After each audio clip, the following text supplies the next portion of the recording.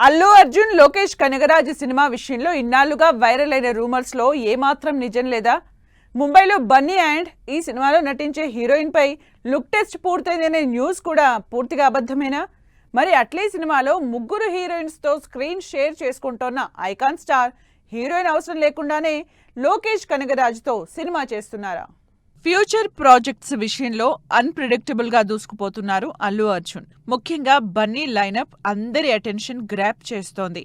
అట్లీతో global project రాకా చేస్తోన్న icon star త్వరలోనే లోకేష్ కనగరాజుతో ప్రకటించిన ప్రెస్టీజియస్ సినిమాని సెట్స్ పైకి తీసుకెళ్లేందుకు రెడీ అవుతున్నారు.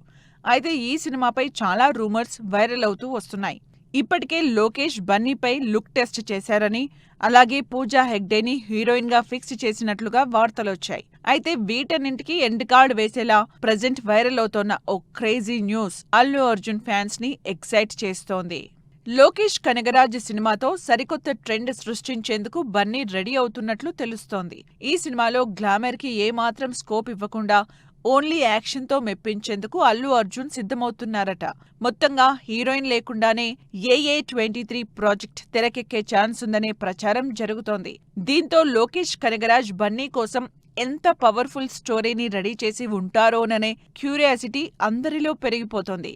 లోకేష్ సినిమాలో హీరోయిన్ లేకున్నా అట్లీ రాకా సినిమాలో నటించే కాస్టింగ్ పై ఇప్పటికీ చర్చ జరుగుతూనే ఉంది. సైన్స్ ఫిక్షన్ బ్యాక్ డ్రాప్ లో తెరకెక్కుతోన్న రాకా సినిమా కాస్టింగ్ పై రూమర్స్ కంటిన్యూ అవుతూనే ఉన్నాయి.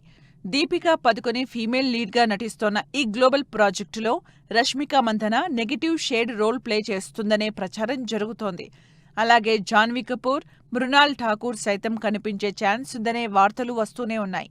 ఈ రూమర్స్ పై మేకర్స్ కూడా ఎలాంటి క్లారిటీ ఇవ్వకపోవడంతో రాకా సినిమా కాస్టింగ్ పై అటెన్షన్ అందరిలో పీక్స్ లెవెల్లో ఉంది.